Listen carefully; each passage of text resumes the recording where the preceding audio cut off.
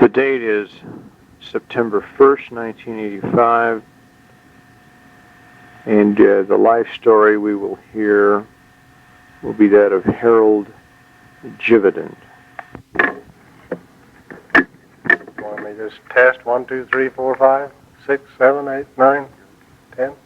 Through, and it's really an honor to be asked to talk about yourself. And trying to put you on the spot, so I don't know whether to just tell the fundamentals or go ahead and brag a little. And I thought, well, I guess I should start with my childhood. I kind of wrote down some categories here that my life has kind of fallen into, and see how we can compare it. And there are a few of us left in Mapleton, some of them here that were born here and grew up here and still live here. Well, I happen to be one of those. They tell me I was born in this little brick house down on the highway next to Bob's Cafe. And shortly after that, my folks moved up here to this home right south of Munchies. And that's where I grew up, right across the road from Morris. And I had a great childhood, I think. It was during the Depression, of course. I was born on October the 2nd, 1924. And that's a generation ago, 2 generations ago now, I guess. But I guess we were poor people, but I guess in those days you didn't realize you were poor because that's the way you grew up. I didn't have very many shoes when I was a kid, and we went barefooted a lot. And we had an enjoyable youth. In those days, there wasn't water. City water wasn't in when I was a child, I remember. I remember when the water system came into town. Of course, there weren't any oiled roads either. And my dad had this little store here next to his Munchies now. That was a little service station at that time. But I remember hand pumping the gas with the old hand pump. And one of my recollections of that period of time, and I'll mention it right now, was Parley Perry used to come in. And I was a kid about 11, I guess, about that time. And he had an old Model A Ford, and I'd go out there to furnish his gas. He'd always say, "Fill her up with $1 worth." That was one of the things that rings in my mind. But talking of my youth, I have to talk about my dad, because my dad, I was the oldest son in the family, and he thought that I ought to learn how to work. My dad learned how to work when he was young, and some of you know my dad when he was younger and growing up. But my grandparents came from Kentucky about 1904 as converts to the church, and my dad was 2 years old at that time, and they were poor people too. And I've heard my dad talk about stories. He lived up at Broadbent's in a cabin or some kind of a little place up there where Broadbent's live now. And I've heard him talk about winter going to school, walking to school over here, and they'd wrap their feet in burlap so they wouldn't freeze their feet. Stories like that he has a lot of. And I guess he had a kind of a tough time. He was a big boy, and he had to fight his way through school, I guess. And he was kind of the minority. But he went to the 8th grade and then decided he had enough education and went out on his own. Well, I've always looked at my dad as a kind of a genius, and the old-timers can back me up on that. Even though he didn't have much of a formal education, he became a prominent mechanic and welder. He self-taught most of the things. He grew up with these things, and he had a business head on him, which was really astounding. He eventually had this store here, or it's kind of a mixed up thing. He had this place here by Munchie's, and then he had this place up here where he's ended up being his old shop. This used to be a general store, and it has quite a history, that building too, but it burned down in 1940, and Dad didn't have any insurance on it. He was on his way to prosperity at that time, but when that burned down and he lost the whole thing, put us back into poverty. But he had a hay baler. He went around custom baling, and I remember we'd go as far as Indianola on the south, and we'd go clear up to Heber doing baling. When I got big enough to poke those wires through the old wooden block, I was on the hay baler. And then he had a thrashing machine, which he did custom work with, and when I got big enough to crank that blower on the thrashing machine, I was up there on top of that thrashing machine cranking the blower for the straw stacker. And I tell him that's what stunted my growth, is all that dust. I had dust on the hay baler, dust on the thrashing machine, and I really was full of it. Then he worked me so hard, too, I told him that that's the reason I didn't ever grow to be as big as he was. But he was also running the store up here and the garage down here, and when the fire came, he switched and put the garage, or the store down here and the garage up there. And we rebuilt this place up here. That roof on that building was of my first roofing job when I was in high school at that time.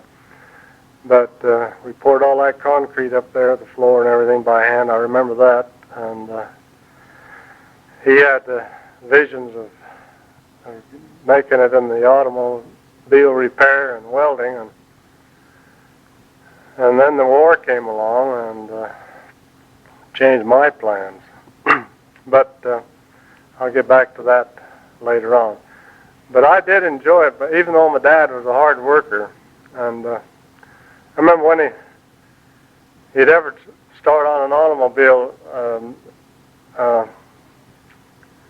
overhauling an engine or something, we'd start on a Monday morning, say at 8 o'clock, and he didn't want to quit until he was done.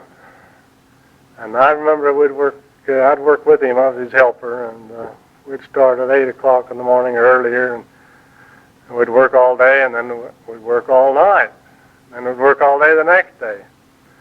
And he just was that kind of guy. He needed about 4 hours of sleep a night, and I needed about 8 at time. And I was really dragging, but that's the kind of guy he was. And he always, his philosophy was not to make money, it was to do a good job. And he taught me a great lesson in that respect. As a result, he never was rich, but he has a lot of friends. And I think that's something that we need to think about. But he did teach me these things. As far as school goes, I went to elementary school here across the road in the old school that the old-timers will remember. I think it was built in 1899, wasn't it, Welby? I can still see the date up there on the wall on the front. The 1899 is the figure that still rings in my head. And I had a good growing up experience. I had some good friends, and I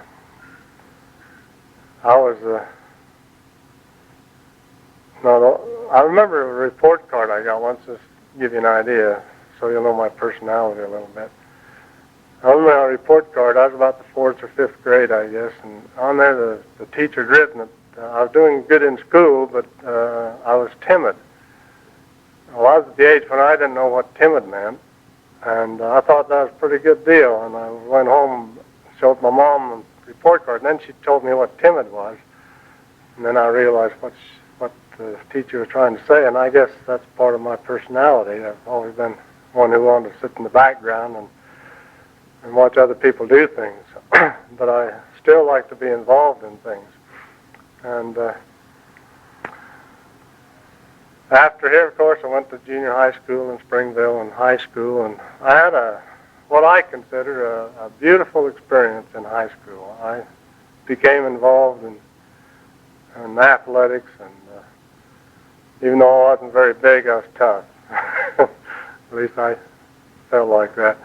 And I got into the social life of high school and fit in fairly well there. And some of the experiences I had was I played the trombone in the band, and I was eventually made the drum major for the band. And even though I wasn't very good, it was quite an honor to have that position. And as I went through, I got to play football. Football was my thing. I weighed 140 pounds, and when I was a senior, and I was captain of the football team. And that's kind of an unusual thing, I guess. But I learned one thing in high school that I've tried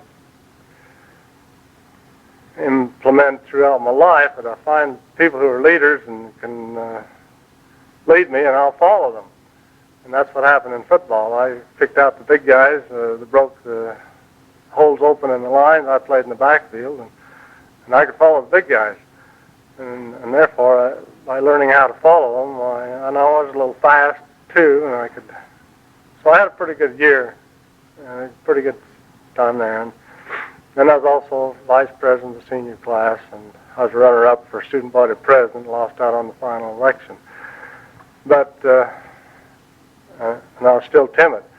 And this is something that has made me wonder, a guy that's timid can accomplish, I guess. But after high school, I graduated in 1942 in May, and of course World War II was well on its way, and I could see that I was headed for the military, and there were 7 of us, fellows I ran around with, that decided we all wanted to be in the Air Force. I, in the meantime, when I graduated from high school, I was only 17 and too young to go out in the job market any place. Wasn't too much here anyway.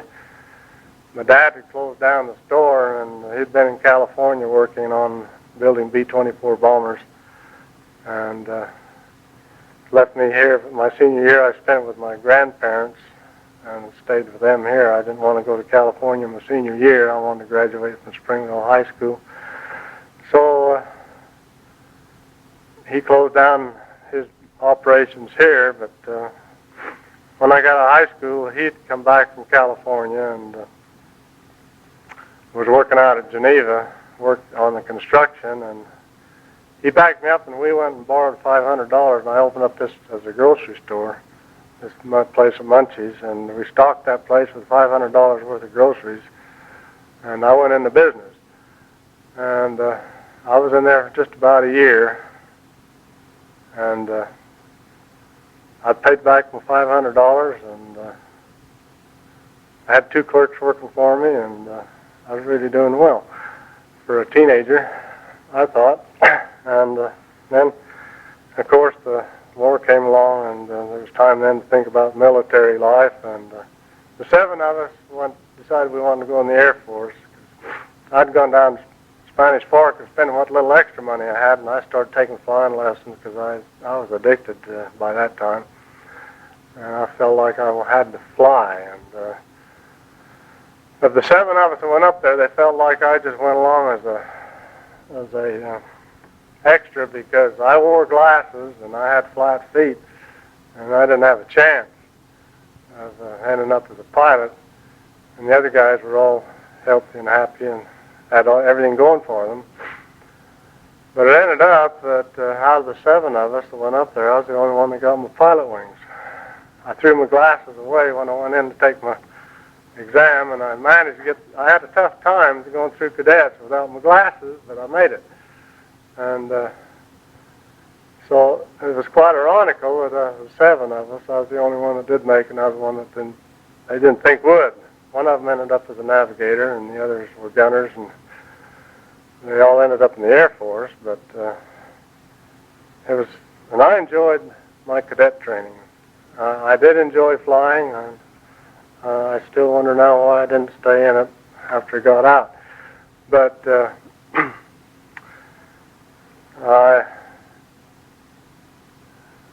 I got my wings and second lieutenant's commission at Fort Sumner, New Mexico, which most people haven't heard of. It's tucked away back there in the middle part of New Mexico. And that was a great day in my life when I got my wings and my second lieutenant's commission. And I'll always remember, after going through the cadet program, it's everything yes sir, yes sir, yes sir, and we stopped at a air base coming home on leave, and we pulled up to the gate there, and the guards on the gate threw a salute at me. And, I was the first one I'd had, and it really shocked you, It's a different world. All of a sudden, bam, you're on the other side. And that was kind of a mental thing. But I had a lot of fun learning to fly, and I did a lot of things I shouldn't. I'm lucky to be alive, I'll tell you that. I did some foolish things. When I get in that airplane, I was a different person, and I tried to do a lot of the acrobatics solo before the instructors thought I was ready, and I don't know why I didn't crash. I got into trouble several times, but I did manage to get out of it. One thing that happened, I was eventually assigned to be a co-pilot on a B-17 bomber, and we made up our crews in Tampa, Florida. And I thought, well, I'll be having LDS atmosphere, and so I went in when they're making them up, and I thought, well, maybe I can pull some strings, maybe I can't, to try to get some LDS boys on our crew. Well, I went in and pulled what strings I knew and what people had told me might could work, and ended up I did get 2 other LDS boys on our crew. One from Salt Lake and one from Provo. Our tail gunner was from Provo, and our engineer was from Salt Lake. And so that made me feel like I was in better company. My church experience in the service was really good too, because every place I went, I always found that I could find a church, little small branches and servicemen's groups and things like this was a good experience for me. And so we took our overseas flight training at Avon Park, Florida, in our B-17, and we had a real interesting experiences there, flying out of that place and learning how to fly the B-17 bomber, which was a magnificent machine. And I really learned to love it. I wanted to be a fighter pilot. All through cadets, every time you change a phase of training, they'd ask you what you wanted to fly eventually. Well, every time I put down P-38 first choice, P-38 second choice, P-38 third choice. That was the plane to fly. That and the P-51 was just coming out too, and every time we changed, I'd put first, second, third, P-38. Well, when I graduated, they didn't need fighter pilots. They needed bomber pilots. So I wasn't too happy at first, but I eventually fell in love with the B-17 because it was such a sturdy plane, and it had a lot of potential. And I remember some of the things you remember about these things, just to show you how teenagers are. We'd have our air-to-ground gunnery. We were down in the Everglades of Florida. And the idea was to hit the target on the ground, and as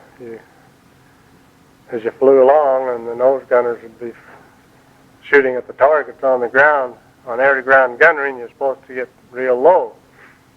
Well, this one day we were down flying pretty low, and I figured we were too low when the bullets went out and kicked up the mud, and the mud got on our windshields.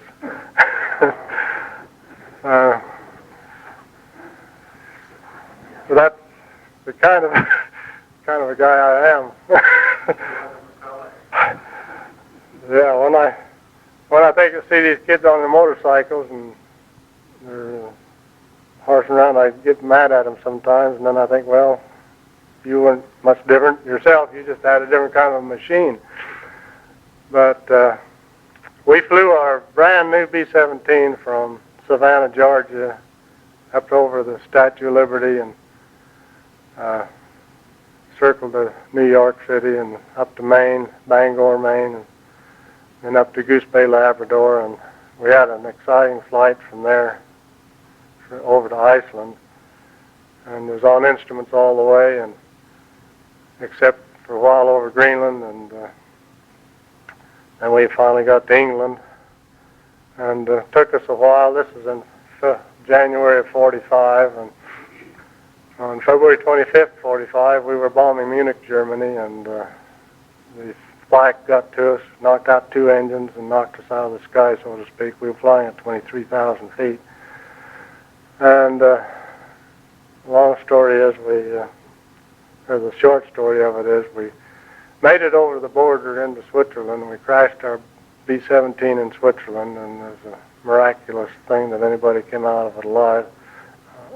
I could have brought a picture. Maybe some of you have seen the picture. I finally got a picture of that B-17, which is a pile of junk, and ended up in it's a miracle. The other pilot was killed in the crash landing, and I was injured. My worst injury was I had a head injury where we hit the armor plating behind our head when we were hitting trees coming into the crash landing. That's what killed him, and I always say, well, that's one time it paid to be hard-headed, because all I got was concussion, and I was out for about 3 days, came to in a hospital in Lucerne, Switzerland, and not knowing where I was with concussion and so forth, it was kind of confusing for a little while until I put the pieces together. But miraculously, nobody else was injured too much in the crash landing.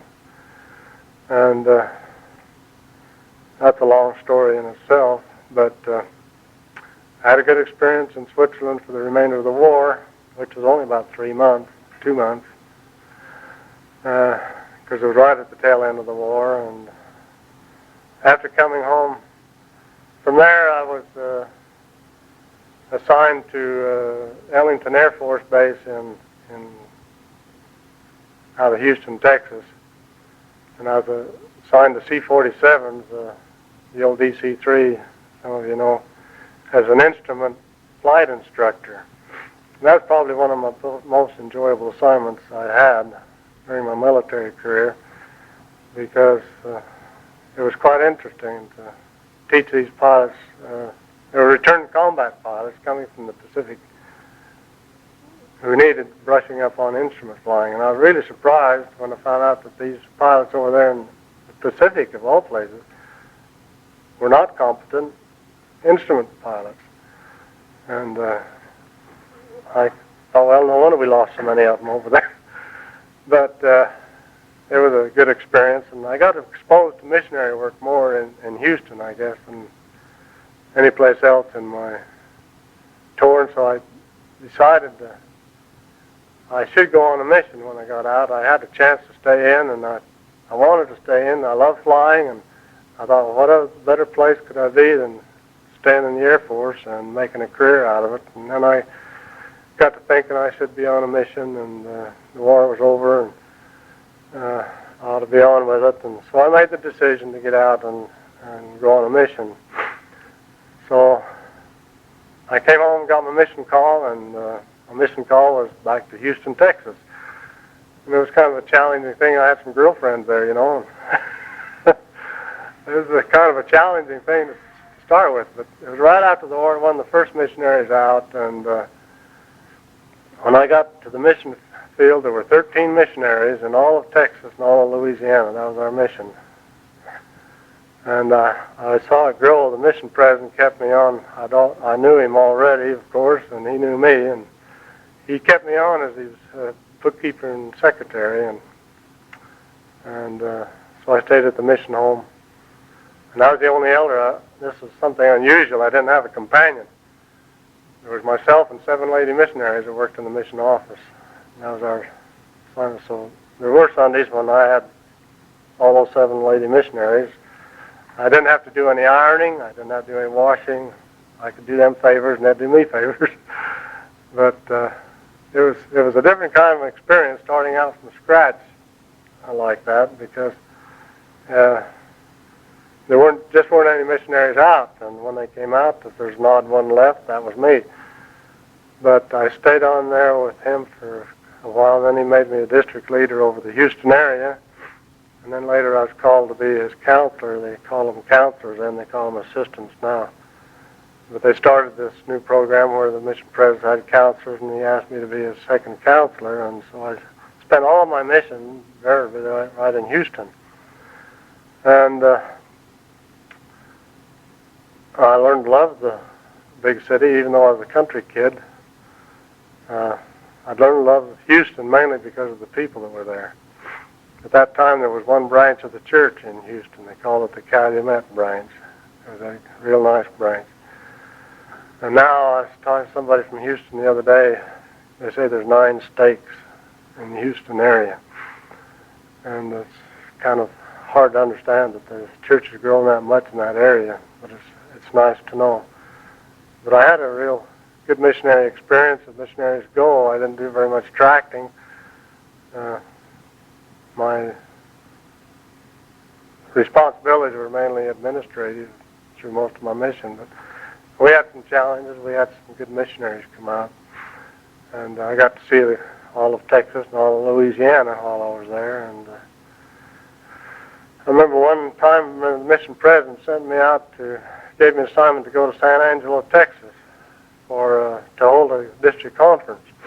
And I'd casually mentioned to my dad in a letter to my folks that I'd be halfway home, almost. And I guess he and Welby and Fay Dibble and some of the others got to talking about it, and they decided to come down and meet me halfway, unbeknownst to me. And I remember pulling into the chapel that day where we were holding church that Sunday morning, and I was getting my briefcase out of the car, and I looked back and I said, "Gee, that guy looks like Welby Warren. I'll have to go back and tell him. He sure looks like somebody back home." And I got out, and they pulled in right behind me, and got out, and all of a sudden I recognized some others, and they completely surprised us, and what a gamble they took, driving that far. But they really surprised me, all right. That was really a highlight, I was still, you get homesick once in a while when you're out like that. And just to see them there, we went in and almost immediately started their services, had our services, and what did we get to talk about, a half an hour? Wasn't very long, and but it was really a great experience because my folks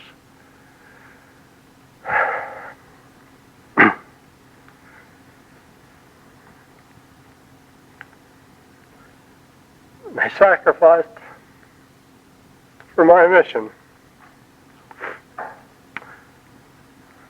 I needed an automobile.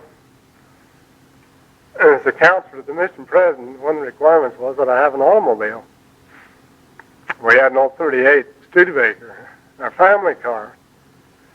And the folks drove it down to Texas and turned it over to me. That was my transportation.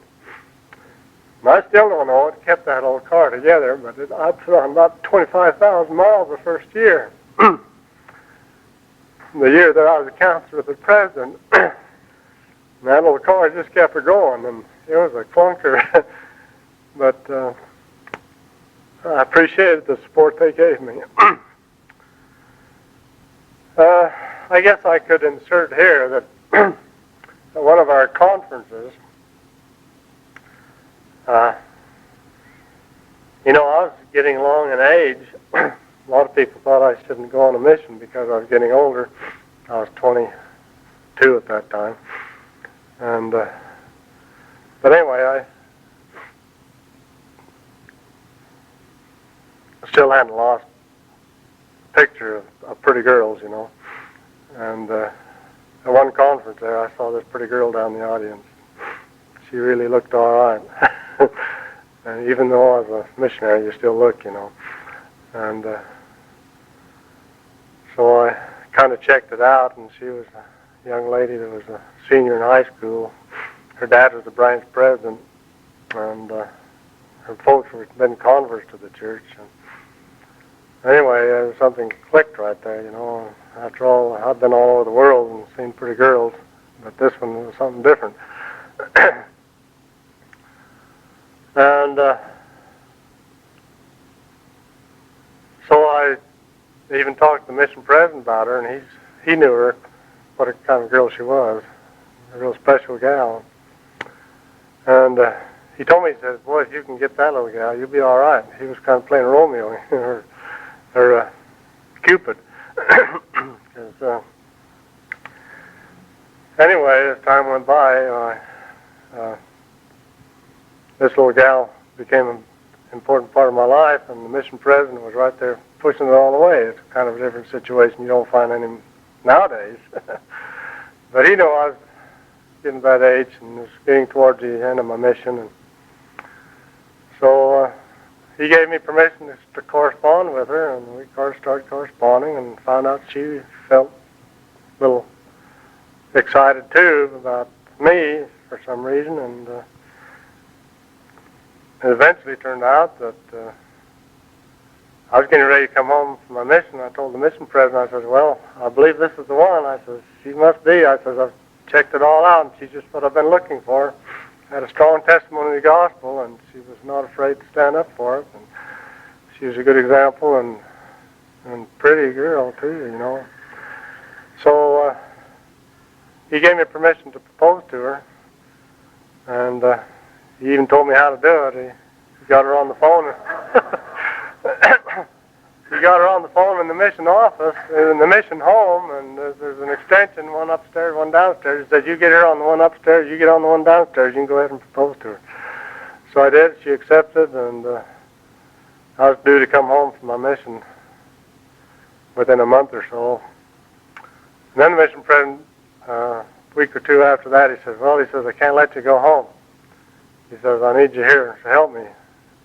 That was in May, and he kept me until August, and I was engaged all that time, you know. But anyway, of course, Bonnie was a young lady, and we've had a beautiful life together. We've had, what? We were married September 28th, 1948, in the Salt Lake Temple.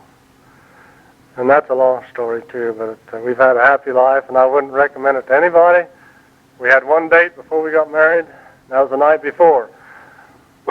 And marriage on faith, but ours worked. I know some that didn't. But she's been the best thing that's happened to me, and you know her too, and you know that what I'm saying is true. And I was the lucky one in this arrangement. We've had 7 children. One of them passed away at a month old, and I've had chances to go other places and make a lot of money. I had a chance to fly for Western Airlines, which is, I still don't know why I turned it down, but I wanted to raise my family here in Mapleton. This was the place. I hadn't found any place I liked better. Well, that way it's worked out, and we've enjoyed living here, and Bonnie's enjoyed living here. We've had good neighbors, we've had good friends, and it's still the best place to raise a family, I think. And we've had some real joyous experiences. I've had a lot of fun. Vocationally, like I say, I finally, Dad and I wanted to make a business up here in the old shop. So I took my GI Bill of Rights and went to vocational school at the old Trade Tech and Pro, the old vocational school in auto mechanics, night school, and for 4 years, and then decided that wasn't what I wanted, and I got a job out at U.S. Steel, first thing I could find at that time in the production planning department, and spent 31 years there. And then I took up income tax consulting later on a small-time basis, just doing simplified returns for people, and built up a pretty good clientele there. And then the city recorder's job came open in Maple, and that was a part-time job, and I thought I could handle that, and so I took that on too. So I tried to keep busy. Church-wise, I've had my experience has been right here in this church building, most of it, and I've enjoyed that as a scoutmaster and priest corps advisor, Sunday school superintendent, and in the bishopric for 8 years before I was called to be bishop. And and on the High Council and the stake presidency, as most of you know. And those have been choice experiences for me. I've been blessed beyond any comprehension I ever had that I'd have. And they've been good. It's been good working with people. And now I've retired from U.S. Steel, and the city's put me to work full-time almost. Still trying to find time to do the fishing and the hunting that I like and enjoy. But I've enjoyed life, and we've had some challenges, but the Lord's been good to me, and I just feel like I've really been blessed in my whole life. We've had some of the choicest people in the world to associate with as I've gone through life, and I felt like I've been on borrowed time ever since February 25th, 1945, when we had our crash landing in Switzerland, because by all rights, I should not have survived that. So my bonus in life has been since that time, and it's really been great. And I suppose I should close my testimony, because I do have one, and I haven't been perfect all my life. I've had problems. I'm grateful for the principle of repentance, and I'm grateful for the principle of eternal salvation, the plan of salvation. I feel a good part of it. I know I haven't got anything iced yet. I'm not assured of celestial kingdom, but I'm enjoying trying to get there, and I appreciate your help in doing this. And I say this humbly in the name of Jesus Christ. Amen.